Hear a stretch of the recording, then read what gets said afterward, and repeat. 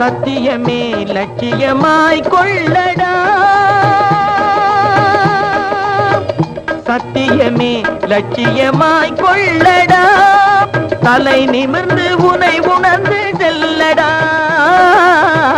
சத்தியமே லட்சியமாய் கொள்ளடா, தலை நிமிர்ந்து உனை உணர்ந்து செல்லடா, சத்தியமே லட்சியமாய் கொள்ளடா செல்லடா.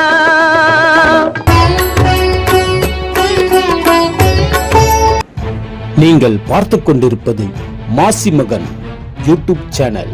தொகுத்து வழங்குபவர் சேவை செல்வம் டாக்டர் சுபசிவ பெருமாள் யாதவ். இந்த சேனலை சப்ஸ்கிரைப் செய்து கொண்டு தொடர்ந்து பாருங்கள். தினமும் ஒரு தகவலுடன் உங்களை சந்திக்க இருக்கிறோம். நன்றி, வணக்கம். தொடர்ந்து ஆதரவு தாருங்கள்.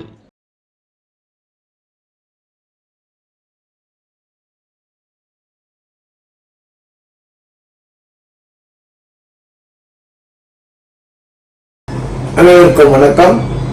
வரலாற்றில் யாதவர்கள் யார்? பகுதி 5. பலிஜர்கள் அல்லது பலிஜா நாயுடுகள். பலிஜாக்கள் பொதுவாகவே யாதவர்களின் வம்சாவளியினர் என்பது வரலாறு. பலிஜா நாயுடுகள் யாதவர்களுக்கு நமக்கு சொல்லுவாங்க, சாதாரணமாக சொல்லும்போது சொல்லுவாங்க. துவாரகையில் உள்நாட்டு போர் ஏற்பட்ட பிறகு கிருஷ்ண பரமாத்மா இறந்ததுக்கு பின்னாடி அங்கே ஒரு பெரிய சண்டை நடக்கும். நம்ம உறவுகளே சண்டை, வேறு யாரும் வெளிநாட்டுக்காரன் கிடையாது, நம்ம உறவுகளே சண்டை. அதில் ஏற்பட்ட பிறகு ஆயிரக்கணக்கானவர்கள் அப்போரில் அடிபட்டு மடிகின்றனர். பெருங்கூட்டத்தினர் தெற்கு நோக்கி குடியேறினர். பெருங்கூட்டத்தினர் தெற்கு நோக்கி குடியேறி வர்றாங்க. அந்த வம்சாவளியில் வந்தவர்களே பலிஜாக்கள். அரசுரிமையும் படைகளில் ஆற்றிய பணிகளையும் இழந்த இவர்கள் மண்பாண்டம் செய்த வளையல் போன்ற ஆவணங்களை செய்து விற்ற போன்ற தொழில்களில் இவர்கள் ஈடுபட்டனர் என்றாலும் இவர்கள் சத்திரிய தன்மையை, அந்த வீரத்தை, தைரியத்தை இழக்கலை. நம்ம அந்த நாட்டில் வளையல் செய்கிற வளையல் போடுறதெல்லாம் சொல்லுவாங்க சாதாரணமாக. ஒருத்தன் பொண்டாட்டியை கையை பிடிக்க தைரியம் யாருக்கான்னு கேட்டால் வளையல் போடணுன்னு தான் கையை விடுமான்னு பிடிச்சிடும் அப்படின்னு சொல்லுவாங்க சாதாரணமாக. அதை போல் அந்த பலிஜா நாயுடுகள் நம்ம இனத்தவர்கள். அவங்களும் அந்த சத்திரியர்கள் என்ன, வீரர்கள், போர் வீரர்கள், போர்க்குணம் மிக்கவர்கள், தைரியசாலிகள், அஞ்சாதவர்கள் அப்படிங்கிறது சத்திரியர்கள். இவர்கள் ஆந்திர தேசத்தில் ஒரு பகுதியில்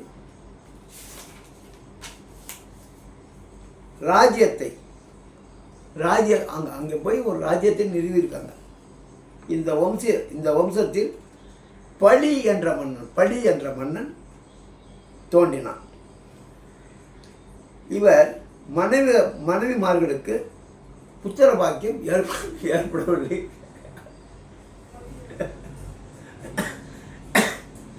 மன்னனா இருக்கா, என்ன இருக்கா, எவனுமே புத்திர பாக்கியம் ஏற்படவில்லை. ஒரு முனிவரின் யோசனையின் பேரு புத்திர பேரு யாகம் செய்து அதில் கிடைத்த ஆகுதியை தன் மனைவிமார்களுக்கு தந்தான்.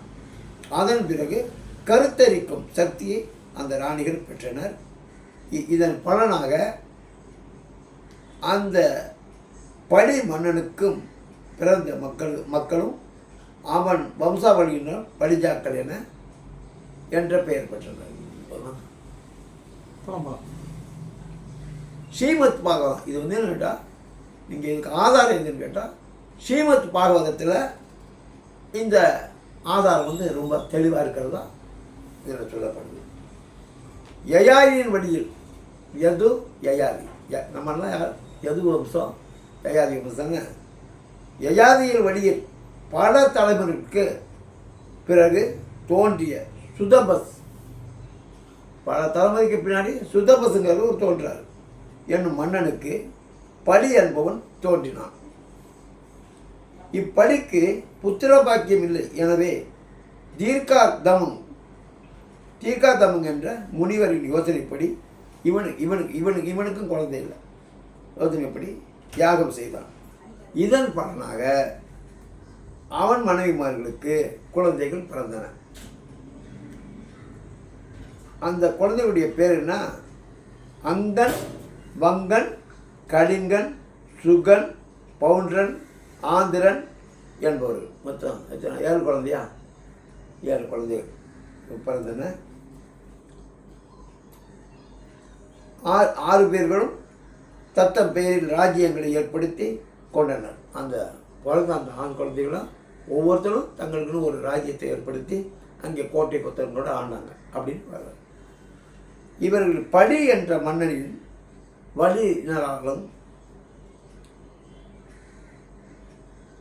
இவர்களில் படி என்ற மன்னனின் வழியினராலும் யாகத்தால் உருவானதாலும் இவர்கள் படிஜர்கள் எனப்பட்டனர். யாகத்திற்கு மற்றொரு சொல் படி. யாகத்தை படின்னு சொல்கிறதும் உண்டுன்னு சொல்கிறோம். இது நம்மளாம் தெரியாது. இதில் உள்ள வரலாறு உள்ளதுதான். இம்மக்கள் ஆந்திரம், தமிழ்நாடு, கர்நாடகம் ஆகிய பகுதிகளில் வாழ்கின்றனர்.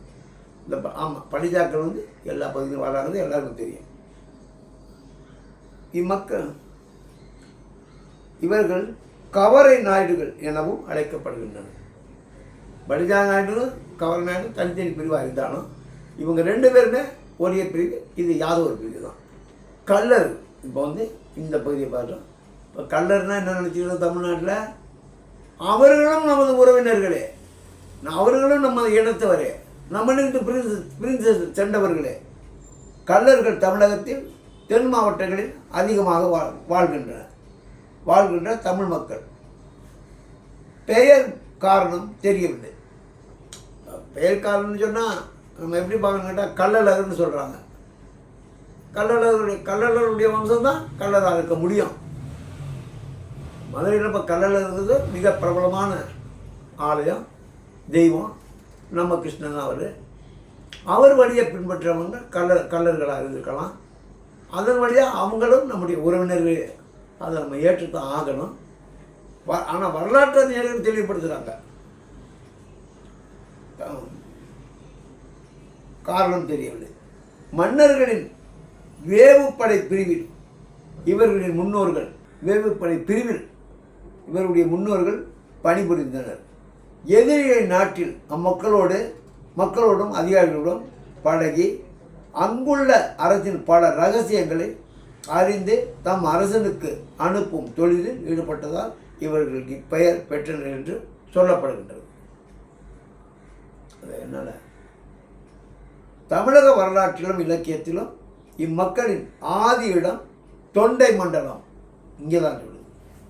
எங்கே? நம்ம தொண்டை திருவள்ளூர் மாவட்டம், தஞ்சை. இதுதான் தொண்டை மண்டலம். திருப்பதியை சுற்றியுள்ள பிரதேசம் என அறிகிறோம். தொண்டை மண்டலம் திருப்பதியைச் சேர்ந்த பிரதேசம் என அறிகிறோம். இருக்கலாம். அது என்ன? கள்ளழகர் கிருஷ்ணர், திருப்பதி இருக்கிறது பெருமாள். இந்த பகுதியில் இருந்தால் அந்த பகுதியில் போயிருக்கணும் அவங்க. அது நம்ம ஓரளவு நம்ம யூகிக்கலாம் என அறிகிறோம். இவர்கள் இப்பகுதியில் ஆடு மாடுகளை வைத்து கொண்டு தங்களுக்கான அரசினை ஏற்படுத்தி கொண்டு வழிவந்த இடையர்கள் அதிகமான குறியாடுகளை, நம்ம ஆந்திராவில் தான் குறியாடு நிறைய சொல்லுவாங்க, நீளமாக இருக்கும். குறியாடுகளை இவர்கள் மேய்த்து வந்ததால் குறும்பர்கள்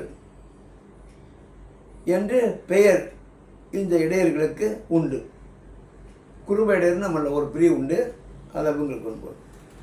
காலப்போக்கில் தங்களின் ஆடு மாடுகளுக்கு மேய்ச்சல் நிலங்களை தேடியும் ஜனத்தொகை அதிகமானதால் ஏற்பட்ட பிரச்சனைகளை சமாளிக்கவும் இவர்கள் இடம்பெயர்ந்து திருச்சி, புதுக்கோட்டை, தஞ்சாவூர், மதுரை, ராமநாதபுரம், திருநெல்வேலி ஆகிய தென் மாவட்டங்களில் குடியேறினர். நம்ம சொல்கிறோம் தஞ்சாவூர் பகுதியெலாம் கல்லர்கள் பெருத்த பூமின்னு சொல்கிறோம்னா அது அப்படி தான் வந்தது. வருகின்றனர். தற்போதுள்ள யாதவ சமுதாயத்தில் கள்ள இடையருங்கிறது ஒரு இடையர் பிரிவு இருக்குதான்.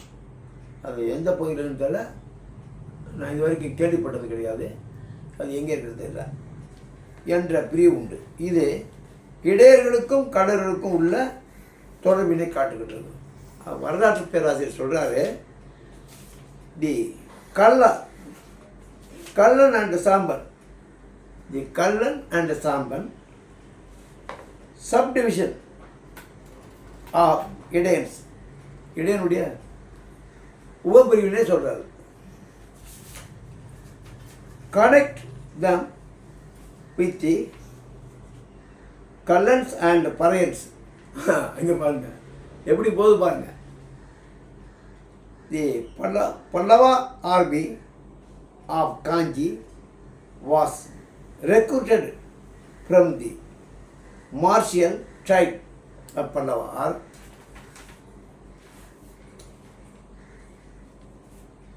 குறும்பாஸ் ஆர் கல்லன்ஸ் ஆர் இடையன்ஸ்.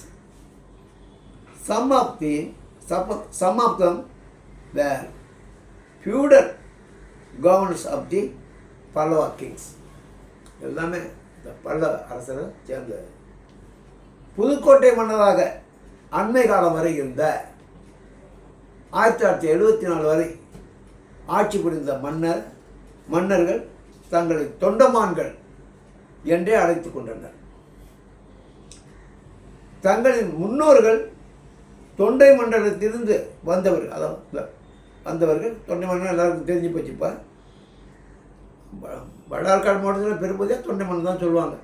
அதாவது காஞ்சிபுரத்துக்கு அந்த பக்கம் பல்லவ நாடுன்னு சொல்லுவாங்க, இந்த பக்கத்தில் தொண்டை நாடுன்னு சொல்லுவாங்க. அழைத்து கொண்டனர். தங்களின் முன்னோர்கள் தொண்டை மண்டலத்திலிருந்து வந்தவர்கள் என்பதனை ஒத்துக்கொண்டனர். இவர்கள் தாங்கள் தொண்டை மண்டலத்தில் ஆட்சி புரிந்த தொண்டமான் மன்னர்களின் பரம்பரையினர் என நம்பினர். தொண்டமான் மன்னர்கள் ஆட்டு இடையர் வம்சாவளியினர் என்று கூறப்படுகிறது. தொண்டமான் வம்சம் ஆட்டு இடையர்கள். கிமு 4ஆம் நூற்றாண்டில் ஆட்சி புரிந்த சந்திரகுப்த மௌரியர் என்பதை செல்யூகஸ் நிக்கோட்டா, ஒரு வெளிநாட்டு வரலாற்று பேர், ஒரு பேர் வந்து செல்யூகஸ் நிக்கோட்டா என்ற கிரேக்க மன்னரால் அனுப்பப்பட்ட மெகஸ்தனிஸ். உங்களுக்கு எல்லாருக்கும் கேள்விப்பட்டு, படித்த இளைஞர்கள் அத்தனை பேருக்கும் மெகஸ்தனிஸை பற்றி கேள்விப்பட்டிருப்பேன். அவர் கிரேக்க வந்து வரலாற்று பேரறிஞர் என்ற தூதுவர் தனது குறிப்புகளில் மக்களை பற்றிய பல விஷயங்களை எழுதுகிறார். அதில் கள்ளர்களை பற்றி குறிப்பிடும்போது, கள்ளர்கள் யாதவர்களின் தலைவரான கிருஷ்ணனின் வழிவந்தவர்கள், கள்ளர்கள் யாதவர்களின் தலைவரான கிருஷ்ணன் வழிவந்தவர்கள் என்ற ஒரு இடத்திலும், யாதவர்களின் நெருங்கிய உறவுக்காரர்கள் என்று ஒரு இடத்திலும், யாதவர்களைப் போன்றே கள்ளர்களும் கருப்பர்கள் என்று குறிக்கின்றனர். இதன் தொடர்ச்சியை நாளை பார்க்கலாம். தயவு செய்து சப்ஸ்கிரைப் பண்ணி, லைக் பண்ணி, சப்ஸ்கிரைப் பண்ணி பெல் பட்டன் அடித்து எல்லோரும் எழுது. எல்லா உறவுகளுக்கும் இதை நீங்கள் கொண்டு போகணும். 10,000 பேரை கொண்டு போகணும். அதனால் அப்போ தான் நம்ம வந்து பிளாட்ஃபார்த்துக்கு வர முடியும், இல்லைன்னா வர முடியாது. அப்படிங்கிறத நினைவில் வச்சு எல்லாருக்கும் உறவு எவ்வளவு பேருக்கு தெரியுதோ நீங்கள் பரப்பணும்.